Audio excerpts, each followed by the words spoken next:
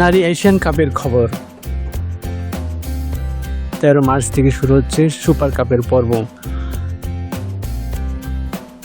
13 March একটি খেলা অনুষ্ঠিত হবে, কোয়ার্টার ফাইনাল জাপান এবং ফিলিপাইনের মধ্যে, বাংলাদেশ সময় দুপুর 2:30। 14 মার্চ দুটি খেলা অনুষ্ঠিত হবে, অস্ট্রেলিয়া বনাম উজবেকিস্তান, বাংলাদেশ সময় সকাল 7:30।